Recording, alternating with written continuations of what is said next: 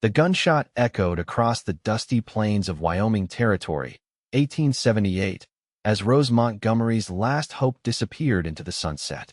Clutching the foreclosure notice in her trembling hand, she watched the banker's carriage fade into the distance, leaving her alone with a failing ranch, her father's recent grave, and a mountain of debt she could never repay. Rose sank to her knees in the packed dirt of the yard, her calico dress billowing around her. At 22, she'd never imagined she'd face losing everything her family had built over 3 generations. 3 months to vacate, that's all the time she had left before the Sweetwater ranch would belong to Edgar Holloway, the wealthiest and most ruthless businessman in Laramie County. The sound of approaching hoofbeats made her hastily wipe away her tears. No one in these parts respected a weeping woman, and Rose had her pride if nothing else. She squinted into the setting sun to make out the silhouette of a lone rider approaching her property. As the figure drew closer, Rose recognized the straight-backed posture and distinctive black Stetson of Ryder Hayes, a man whose reputation preceded him throughout the territory. A skilled gunslinger turned ranch hand who'd arrived in the area just months ago. He'd taken work at the neighboring Diamond K Ranch, though rumors swirled about his past. "Evening, Miss Montgomery," he called, tipping his hat as he reined his chestnut stallion to a stop before her. His voice carried the rough edge of someone who'd seen more of life than his 30 years might suggest. Saw Holloway's carriage heading out. Figured the news wasn't good. Rose straightened her shoulders, quickly tucking the foreclosure notice into her pocket. "Mr. Hayes, what brings you to Sweetwater?" His blue eyes, sharp as a hawk's, took in her reddened eyes and the empty revolver still clutched in her left hand. "Heard a shot. Came to make sure everything was all right." "Just scaring off coyotes," she lied. Embarrassed, he might have guessed she'd fired uselessly at Holloway's departing carriage in a moment of desperation. Ryder dismounted in one fluid motion, boots hitting the ground with a soft thud. Up close, the harsh Wyoming sun had carved lines around his eyes, but they did nothing to diminish his rugged handsomeness. "Coyotes, huh?" His mouth quirked slightly, but he didn't press her. "Seems like they've been circling this place for a while now." "I don't recall asking for your observations, Mr. Hayes," Rose said, turning toward the modest ranch house, built by her grandfather's hands 50 years earlier. Ryder fell into step beside her. "Forgive me for being forward, Miss Montgomery, but word travels fast in these parts. I know your father's passing left you in a difficult position." Rose stopped abruptly, anger flaring. "And you've come to what? Make an offer on my stock before Holloway claims it all? Get in line, sir." "Actually," Ryder said, removing his hat and holding it against his chest, revealing dark hair that curled slightly at his collar, "I've come to offer my help." Rose gave a bitter laugh. "Unless you're carrying $3,000 in your saddlebags, Mr. Hayes, I don't see how you could possibly help me." "I'm good with cattle, better with horses, decent with a gun when needed." His eyes met hers steadily. "The Diamond K can spare me. Your ranch can't spare you. You're offering to work for me?" Rose asked incredulously. "I can barely feed myself, let alone pay wages." "No wages," he said simply. "Just room and board. And a chance to keep Sweetwater out of Holloway's hands." Rose studied him, suspicion clouding her features. "Why would you do that? What's in it for you?" Ryder replaced his hat, shielding his eyes from her scrutiny. "Let's just say I've got my reasons for not wanting to see another small rancher swallowed up by men like Holloway." "I appreciate the offer, Mr. Hayes, but Ryder," he corrected. "If we're going to save this ranch together, you might as well use my given name." "I didn't say I was accepting your offer," Rose countered, though uncertainty had crept into her voice. Ryder gestured toward the open land around them, the cattle grazing in the distance, the small but sturdy barn, and the corral where her father's prized Appaloosa still waited for a rider who would never return. 3 months isn't much time, but it's enough to turn things around if we work hard," he said. The spring cattle drive to Cheyenne could bring enough to at least negotiate with the bank. Rose felt the weight of the foreclosure notice in her pocket. The idea of accepting help from this near stranger went against everything her father had taught her about independence. But what choice did she have? "I don't have a choice," she finally admitted, her voice barely above a whisper. Ryder's expression softened, surprising her with its genuine warmth. "I'll be that choice, Rose. Let me help you fight for what's yours." She looked up at him, searching his face for any sign of deception. Finding none, she slowly extended her hand. "All right, Mr. Hayes, Ryder. Let's see if we can save Sweetwater together." As they shook hands, Rose couldn't have known how those words would change the course of her life forever. Dawn broke crisp and clear the next morning as Rose stepped onto the porch, cradling a steaming cup of coffee between her hands. She'd spent a restless night wondering if she'd made a terrible mistake in accepting Ryder's help. He'd ridden back to the Diamond K to collect his belongings, promising to return by sunrise. True to his word, Rose spotted him approaching on the horizon, leading a pack horse laden with his possessions. She noted with approval that he traveled light a bedroll, saddlebags, and what appeared to be a rifle case. A man not weighed down by worldly goods was a man who could move quickly when needed, her father had always said. "Morning," Ryder called as he approached the house. "Hope you've got some of that coffee to spare." Rose nodded, disappearing inside to fetch another cup. When she returned, Ryder had already unsaddled his horses and was examining the corral fence with a critical eye. "This whole section needs replacing," he said, pushing against a weathered post that gave way too easily.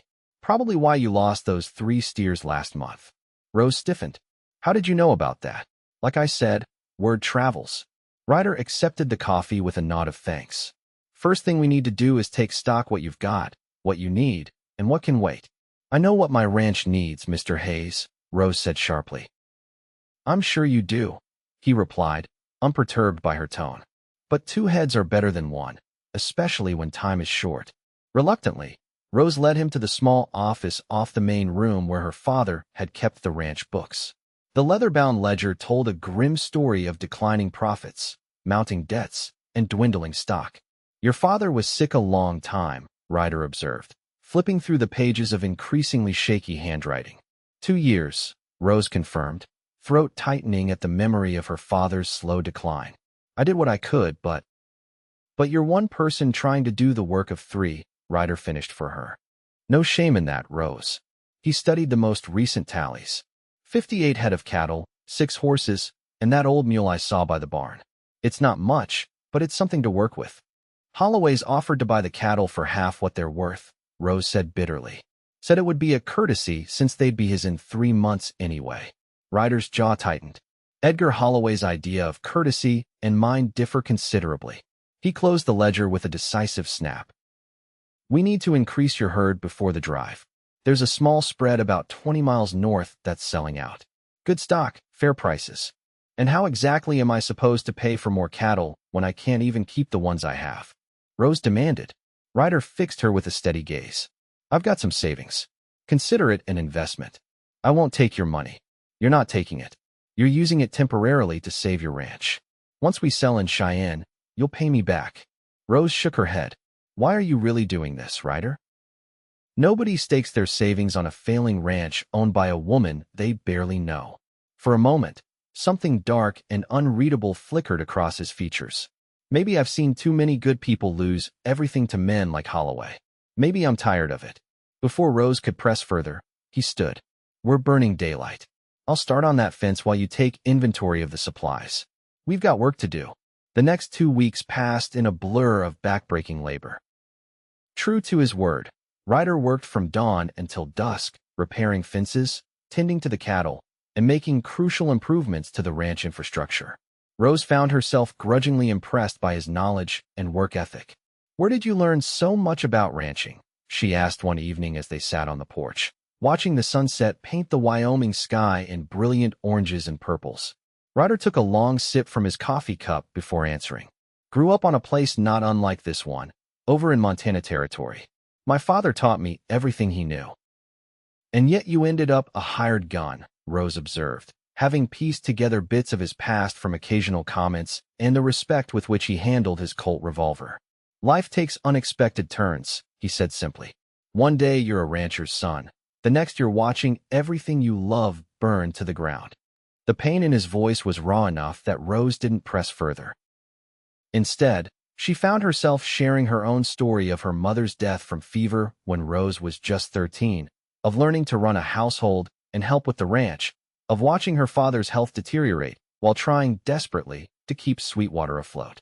"He'd be proud of you," Ryder said quietly. Fighting for your land like this. He'd be ashamed I let things get so bad, Rose countered, the guilt she'd carried for months bubbling to the surface. If I'd been more vigilant, noticed the signs earlier. Stop, Ryder interrupted firmly. Blaming yourself won't change anything. All we can do now is move forward. Rose studied his profile in the fading light, wondering not for the first time about the demons that haunted him. For all his openness about ranching matters, Ryder remained guarded about his past. The next morning, they rode out together to check on the herd. Spring was taking hold across the range, tender green shoots pushing through the winter-brown earth. The cattle looked healthier already, benefiting from Ryder's expertise and the improved grazing management he'd implemented. I've been thinking, Ryder said as they rode side by side. We should consider selling those Appaloosas your father was breeding. They'd fetch a good price, enough to buy twice as many cattle. Rose tensed in her saddle. Those horses were my father's pride, the last thing he loved. And they're beautiful animals, Ryder agreed. But beautiful won't save Sweetwater. Practical will. I can't sell them, Rose said firmly. There has to be another way. Ryder's expression hardened. This isn't about sentimentality, Rose. It's about survival. It's my ranch, my decision, she snapped. A decision that could cost you everything, he retorted. You said you didn't have a choice, remember? But you do. And right now you're choosing pride over sense. Rose wheeled her mare around, fury burning in her chest. I didn't ask for your judgment, Mr. Hayes. And I certainly don't need lectures on pride from a man who won't even speak honestly about his own past. She spurred her horse back toward the ranch, angry tears blurring her vision. By the time she reached the house, guilt had begun to temper her anger. Ryder was only trying to help, and she'd thrown his secretiveness in his face. To her surprise, when Ryder returned an hour later, he didn't mention their argument. Instead, he presented an alternative plan, one that involved mortgaging the Appaloosas rather than selling them outright. A man in town, Jacob Miller, breeds horses himself. He'd take good care of them for 6 months in exchange for their service at stud. We'd get enough cash to buy the cattle we need, and you'd get the horses back after the cattle drive pays off the bank. Rose blinked, taken aback by his thoughtfulness. You went into town and arranged this already? Ryder shrugged. Seemed like the right thing to do. That night, Rose found herself watching Ryder as he sat at her father's old desk, meticulously updating the ranch ledger. His hands, rough from work yet surprisingly dexterous, moved across the page with confidence. She'd never met a cowboy who took such care with bookkeeping. Why did you really come here, Ryder? She asked softly. He looked up, the lamplight casting shadows across his face. I told you. You told me what you thought I'd accept, Rose interrupted. Not the truth. Ryder set down the pencil, his expression guarded. Some truths are better left buried, Rose. Not between partners, she countered. If that's what we truly are. For a long moment, he said nothing. Then, with a deep breath, he began to speak. 5 years ago, I owned a small ranch in Montana. Nothing fancy, but it was mine. Edgar Holloway wanted to expand his operations northward. When I refused to sell, accidents started happening. Cattle mysteriously died. A fire destroyed my barn. Rose felt her breath catch. Holloway did that. Nothing could be proven, of course, Ryder continued, his voice flat. But when my foreman was found shot in the back, I knew who was responsible. What did you do? Rose whispered. What any man would do. I confronted him. Ryder's eyes held a haunted look. It was a mistake. His men were waiting. They beat me half to death, burned my house with everything I owned inside it. And Holloway made sure no bank within 500 miles would lend me a cent. So you became a gunslinger, Rose said, the pieces falling into place. I became what I had to become to survive, Ryder corrected. And I swore someday I'd make Holloway pay for what he took from me. Understanding dawned on Rose. That's why you're helping me. This isn't about my ranch at all. It's about revenge. Ryder stood abruptly. It started that way, he admitted. I heard about your situation and thought helping you might be a way to strike back at him. But now? Now what? Rose pressed when he didn't continue. His eyes met hers, and the intensity in them made her heart race. Now I want to save this ranch because it matters to you. And you. He hesitated. You've started to matter to me too. The admission hung in the air between them, changing everything and nothing all at once. Before Rose could respond, Ryder grabbed his hat. "I need some air," he said roughly, and strode out into the night, leaving Rose alone with thoughts and feelings she wasn't ready to examine. The next morning, tension simmered between them as they worked side by side, neither mentioning the previous night's revelations. By unspoken agreement, they implemented the plan with Jacob Miller, temporarily surrendering the Appaloosas in exchange for enough money to purchase additional cattle. As April bloomed into May, the ranch began to transform under their combined efforts. The herd grew healthier and larger, the fences stood strong, and the outbuildings received much-needed repairs. For the first time since her father's death, Rose began to believe Sweetwater might have a future after all. What she hadn't counted on was how Ryder Hayes would slowly, inexorably, work his way into her heart. It wasn't just his tireless labor or his cunning strategies to improve the ranch's prospects. It was the way he listened when she spoke of her dreams for Sweetwater. The respect with which he treated her opinions, even when they disagreed. The quiet strength he offered when memories of her father overwhelmed her. One evening, as they worked together to treat a calf with an infected leg, Rose found herself studying the lines of concentration on Ryder's face. "You've got a gentle touch for a gunslinger," she observed as he carefully wrapped the calf's leg. A ghost of a smile touched his lips. "Maybe I was always meant to be a rancher, not a gun for hire. What will you do?" "After the cattle drive, I mean," Rose asked, suddenly realizing she couldn't imagine Sweetwater without him. Ryder's hands stilled momentarily. "I haven't thought that far ahead." "You could stay," Rose said, the words escaping before she could consider them. "Sweetwater could use a man with your skills. Permanently." Their eyes met over the calf between them, and something electric passed between them. Before Ryder could respond, hoofbeats sounded in the yard. Rose hurried outside to find Edgar Holloway himself dismounting from an expensive black gelding. "Miss Montgomery," he greeted, his smile not reaching his cold eyes. At 50, Holloway cut an imposing figure, tall, broad-shouldered, with silver threading through his dark hair and a bearing that suggested he was accustomed to getting what he wanted.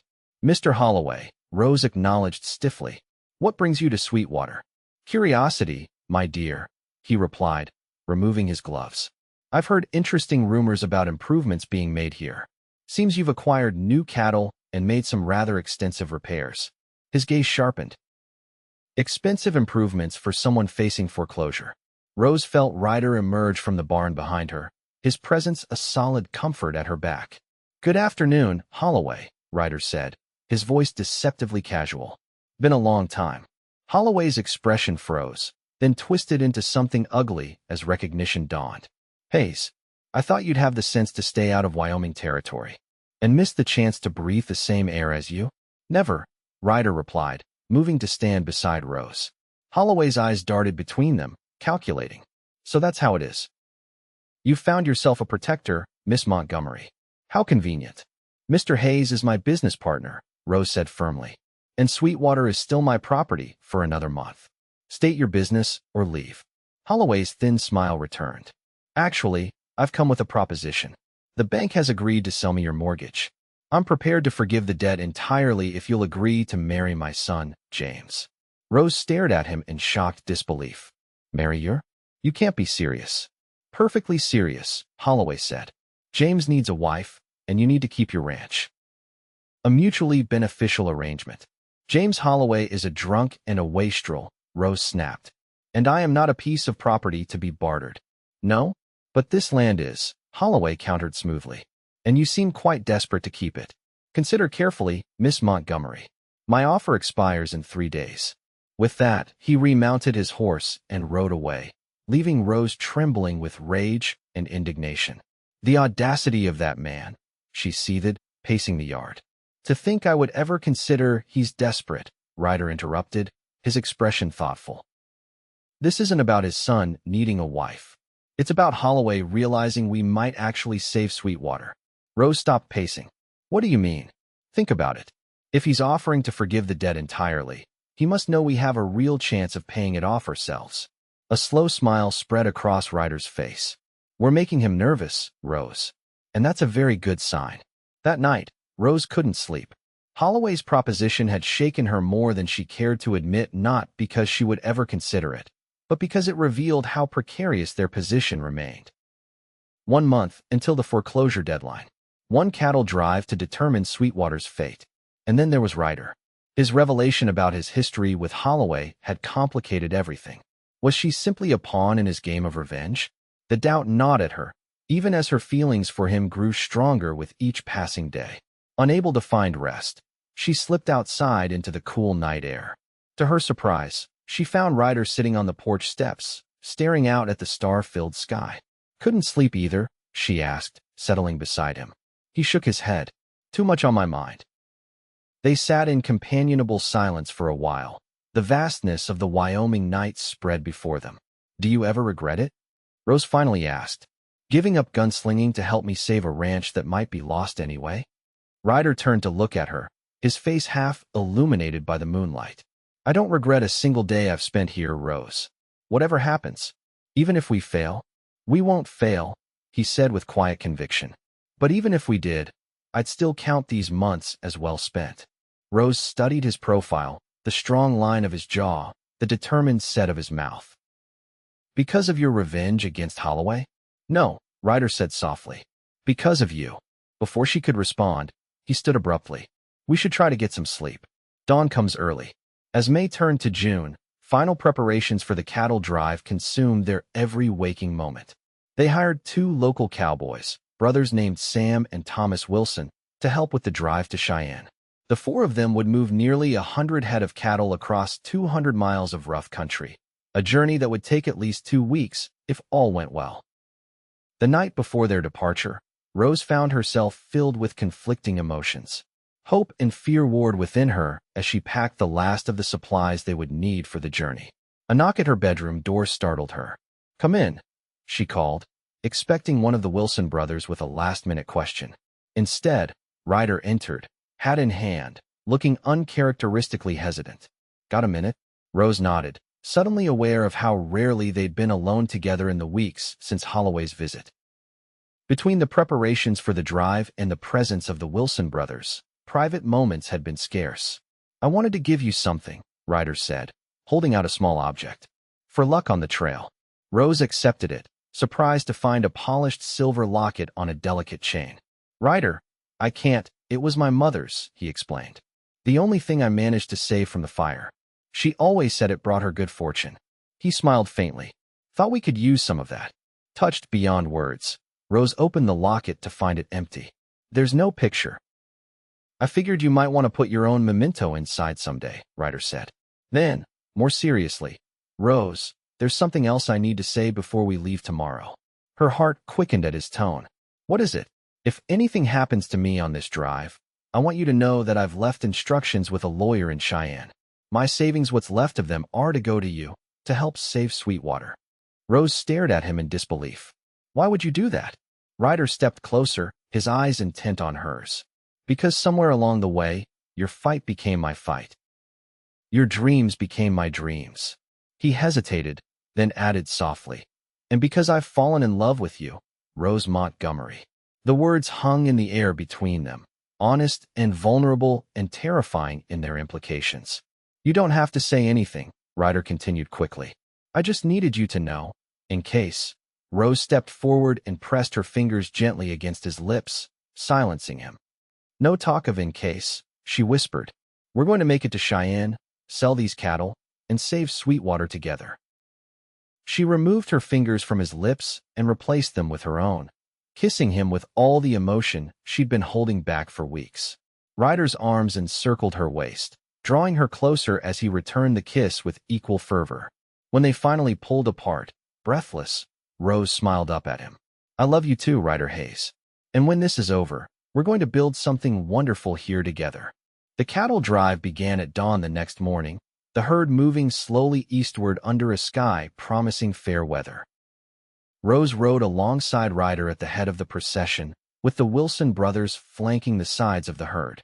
Despite the enormity of what lay ahead, Rose felt a strange sense of peace. Whatever happened, she was no longer facing it alone. The first 3 days passed without incident, the cattle making steady progress across the rolling Wyoming landscape. On the 4th day, however, disaster struck. A sudden thunderstorm blew in from the north, sending the cattle into a panic. "They're going to stampede," Sam Wilson shouted over the rumbling thunder. "We need to turn them."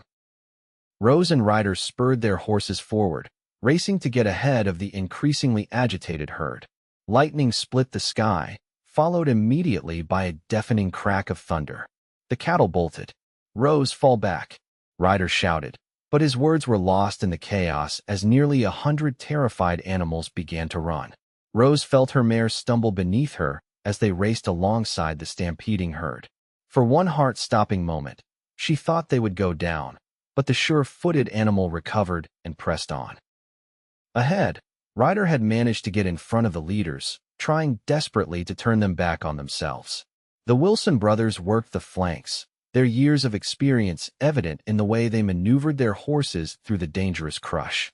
Slowly, agonizingly, the herd began to respond, the front runners veering to the right under Ryder's guidance. Just as it seemed they might regain control, a massive bolt of lightning struck a nearby tree, the explosive crack sending the cattle into a renewed frenzy. Rose saw Ryder's horse rear in terror, throwing him violently to the ground directly in the path of the oncoming herd. Without hesitation, Rose drove her mare forward, using the animal's body to shield Ryder's fallen form as she reached down and somehow, through sheer desperation and adrenaline, managed to haul him partway onto her saddle. They rode double, Rose holding Ryder with one arm while controlling her mare with the other, as they escaped the deadly stampede by inches. When the dust finally settled and the herd was contained once more, the damage assessment began. Miraculously, they'd lost only 7 head of cattle. Ryder had suffered a dislocated shoulder and a gash along his temple that bled freely, but no life-threatening injuries. That night, as Rose tended to his wounds by the campfire, Ryder caught her hand in his. "You saved my life today," he said quietly. "You'd have done the same for me," she replied simply. "Yes," he agreed. "Because I can't imagine a world without you in it anymore." Rose Montgomery. The rest of the journey to Cheyenne passed without further calamity, though the work remained grueling. By the time they reached the outskirts of the bustling frontier town, all 4 of them were exhausted, filthy, and ready for the comforts of civilization. The cattle yard was buzzing with activity, buyers from as far away as Denver examining the various herds up for sale. Rose felt a flutter of anxiety as she surveyed the competition larger herds, more established ranchers with long-standing relationships with the buyers. "Don't worry," Ryder said, reading her expression. "Our stock is prime. They'll fetch top dollar." He was right. By the end of the day, they'd sold every head for prices that exceeded even their most optimistic projections. Rose clutched the bank draft in disbelief, staring at the amount that would not only pay off her father's debt, but leave enough to reinvest in Sweetwater's future. "We did it," she whispered, tears of relief and joy filling her eyes. "We actually did it." Ryder's arm slipped around her waist, pulling her close. "I never doubted we would." They celebrated that night at Cheyenne's finest hotel, splurging on a proper dinner after sending the Wilson brothers home with their pay and heartfelt thanks. Rose, dressed in the one good gown she'd packed for this very occasion, felt lightheaded with happiness as Ryder raised a glass to toast their success. "To Sweetwater Ranch," he said, "and its remarkable owner, who taught me that some things are worth fighting for more than revenge." Rose smiled across the table at him. "And to new beginnings." Later, as they walked back to their respective hotel rooms, Rose made a decision. Stopping outside her door, she turned to face Ryder. "I don't want to wait anymore," she said softly. "Life is too uncertain, too precious to waste a single day. When we return to Sweetwater, I want you to stay not as my partner, but as my husband." Ryder's eyes widened in surprise, then crinkled with joy. "Are you proposing to me, Rose Montgomery?" "I believe I am," she replied, a smile tugging at her lips. "Unless you'd prefer to do the asking yourself." In answer, Ryder dropped to one knee right there in the hotel corridor, taking her hands in his. "Rose Montgomery, you gave me back something I thought I'd lost forever: a home, a purpose, a future worth believing in. Would you do me the extraordinary honor of becoming my wife?" "Yes," Rose whispered, pulling him to his feet and into her arms.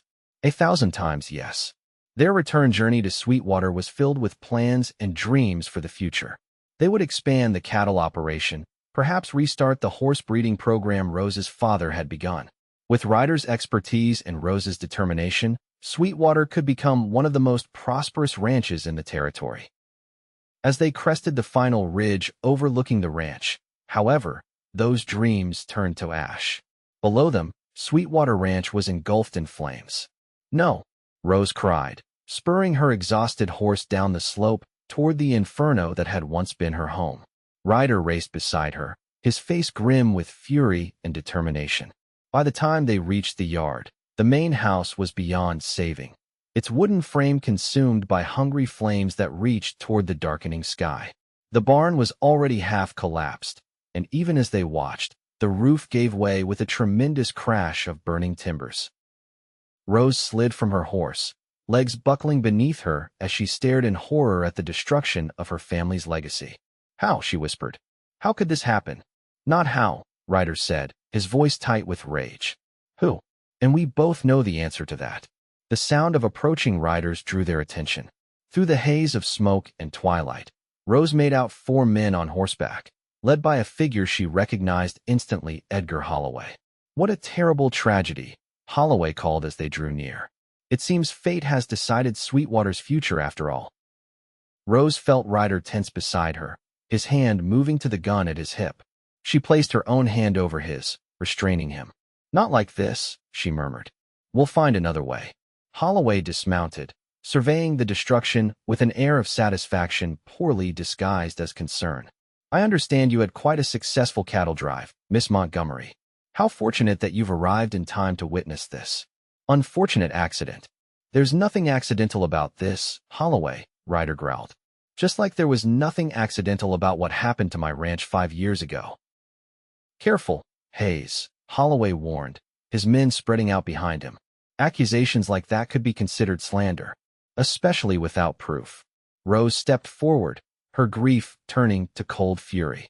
"You won't get away with this." Holloway smiled thinly. "I already have, my dear. With your buildings destroyed and winter approaching, you have no choice but to sell. I'm prepared to offer you a fair price for the land considering the circumstances." "I'd rather see Sweetwater sink into the earth than sell a single acre to you," Rose spat. "Then you're a fool," Holloway said dismissively. "Think it over, Miss Montgomery. My offer stands until noon tomorrow." With that, he remounted his horse and rode away, his men following like shadows. Once they were gone, Rose sank to her knees in the dirt, overwhelmed by the magnitude of their loss. All their hard work, all their hopes gone in a matter of hours. Ryder knelt beside her, gathering her into his arms. "This isn't over, Rose. We still have the money from the cattle. We can rebuild." "Before winter?" Rose asked, gesturing to the smoldering ruins. "Even if we started tomorrow, we'd never finish in time." "And where would we live meanwhile? Where would we keep our supplies, our animals?" "We'll find a way," Ryder insisted, though doubt shadowed his eyes. As night fell fully, they made a small camp at the edge of the property, away from the still burning embers of what had once been Rose's home. Wrapped in blankets from their saddlebags, they huddled together for warmth and comfort. "I should have known he'd do something like this," Ryder said, self-recrimination heavy in his voice. "I should have left someone here to guard the place." "This isn't your fault," Rose said firmly. "If anything, I'm the one who insisted we both go on the drive." They fell into troubled silence, each lost in their own thoughts as the remains of Sweetwater continued to glow faintly in the distance. "There might be a way," Rose said suddenly, sitting upright. "My father's old friend, Judge Williams in Laramie. He always said if I needed anything." "A judge can't rebuild our ranch before winter," Ryder pointed out gently. "No, but he might be able to prove Holloway was behind this," Rose said, excitement growing in her voice. "Think about it, this isn't the first time Holloway has burned someone out. You said it yourself. If we could prove a pattern." Ryder's expression grew thoughtful. "It would take more than suspicion. We'd need evidence, witnesses." "The Wilson brothers saw the condition of the ranch when we left for the cattle drive," Rose continued. "And I'd bet Holloway hired local men to do his dirty work. Someone might talk, for the right incentive." As the night wore on, their plan took shape. At dawn, they rode for Laramie, determination replacing despair. Judge Williams received them immediately, his outrage at their story spurring him to action. Within hours, he had dispatched deputies to begin an investigation and offered them temporary lodging in his own home. Over the next week, evidence mounted against Holloway. One of the men involved in the arson, facing charges for another crime, decided to save himself by implicating his employer. Witnesses came forward with accounts of Holloway's threats against other small ranchers. Most damning of all, the bank president admitted under oath that Holloway had pressured him to foreclose on Sweetwater despite Rose's attempts to negotiate payments. The case against Holloway became impossible to ignore. He was arrested, along with several of his men, and his assets frozen pending trial. The news spread throughout the territory, and suddenly other victims of Holloway's tactics began to emerge, each with their own story of intimidation and destruction. For Rose and Ryder, justice brought vindication but not immediate solutions. Sweetwater still lay in ruins, and winter was approaching rapidly. They used some of the cattle money to secure temporary grazing rights for their remaining stock, but rebuilding the ranch before spring seemed impossible. Then, on a crisp October morning, Rose and Ryder arrived at what remained of Sweetwater to find an unexpected sight: wagons. Dozens of them, filled with lumber, tools, and supplies. Men and women from neighboring ranches, from Laramie, even from as far as Cheyenne, had come to help rebuild what Holloway had destroyed. "We heard what happened," said Jacob Miller, the horse breeder who had taken Rose's Appaloosas. "Figured it was time this community stood together against men like Holloway." Rose stood speechless as more wagons arrived, bringing food, furnishings, and helping hands. The Wilson brothers had spread the word, and the response had been overwhelming, a barn-raising on a scale neither Rose nor Ryder had dared to hope for. "I don't know what to say," Rose finally managed, tears streaming down her face. "How can we ever repay such kindness?" "By doing the same when someone else needs help," Miller said simply. "That's how we survive out here." Work began immediately, the sound of hammers and saws filling the air where once there had been only the crackle of flames. Women set up outdoor kitchens to feed the workers, while children ran errands and carried water. By nightfall, the framework of a new barn stood where the old one had burned, a testament to what could be accomplished when people worked together. As Rose and Ryder stood hand in hand, watching the progress, Judge Williams rode up with news. "Holloway's going to prison," he announced without preamble. The evidence was too strong for even his expensive lawyers to refute. And there's more: the banks agreed to nullify all foreclosures initiated at Holloway's request, pending review. Sweetwater is officially and permanently yours, free and clear. Rose felt as though a great weight had been lifted from her shoulders. "Thank you, Judge, for everything." "Don't thank me," Williams replied with a smile. "Thank this stubborn cowboy of yours for refusing to give up." The judge departed, leaving Rose and Ryder alone amidst the bustle of activity that continued even as darkness fell. Lanterns had been hung from the new barn frame, casting warm light over the workers who showed no signs of stopping. "Marry me," Ryder said suddenly. "Not someday, not when everything's perfect. Now, with these people as our witnesses. Let's start our new life today." Rose looked around at the half-built structures, the muddy yard, the makeshift camp where they'd been sleeping, and saw not devastation, but possibility. "Yes," she said, her heart full. "Let's begin now." Word spread quickly, and by sunset the next day, Sweetwater Ranch hosted its first celebration. Judge Williams performed the ceremony on the spot where the new house foundation had been laid that morning. Rose wore a simple blue dress borrowed from a neighbor, with wildflowers in her hair and her mother's locket around her neck. Ryder stood tall in his cleanest shirt, his eyes never leaving Rose's face as they spoke their vows. "I once told you I didn't have a choice," Rose said softly as they exchanged rings fashioned hastily from silver dollars by the blacksmith from Laramie. "And you said you'd be that choice." "You were right, Ryder Hayes. You are the choice I make today and every day hereafter, freely and with all my heart." "And I choose you, Rose Montgomery Hayes," Ryder replied, his voice rough with emotion, "for all the days of my life." By December, Sweetwater boasted a new barn, a cozy if small house, and repaired corrals and fences. The winter was harsh, but they weathered it together, planning for spring and the future that stretched before them. When the first wildflowers bloomed the following May, Rose and Ryder stood on their porch, watching as new calves frolicked in the distance, and the Appaloosas, returned from their time with Jacob Miller, grazed contentedly in the spring sunshine. Do you ever think about how differently things might have turned out? Rose asked, leaning against her husband's solid warmth. If you hadn't ridden up that day when I was at my lowest? Ryder's arm tightened around her waist. I prefer to think about how things turned out exactly as they were meant to. You needed a choice, and I needed a home. We found both in each other. Rose smiled, placing his hand over her slightly rounded belly. And soon there will be one more Hayes to call Sweetwater home. Ryder's eyes widened in surprise, then filled with such joy that Rose felt her heart might burst. As he swept her into his arms, spinning her in circles until they were both laughing breathlessly, Rose knew with absolute certainty that she had indeed found the right choice not just for Sweetwater, but for her heart. 5 years later, Sweetwater Ranch had transformed beyond recognition. The house had been expanded to accommodate their growing family 4-year-old James, named for Rose's father, and 2-year-old twin girls, Emma and Sarah. The cattle operation had tripled in size, and Rose's Appaloosas had become some of the most sought-after horses in the territory. On the anniversary of their wedding, Rose and Ryder stood on the hill overlooking their property, marveling at what they had built together from the ashes of devastation. Do you ever miss the gunslinger life? Rose asked teasingly, though she already knew the answer. Ryder shook his head, smiling as he watched their children playing in the yard below, supervised by Maria, the housekeeper they'd hired the previous year. Not for a single moment. Though I do miss having you all to myself sometimes.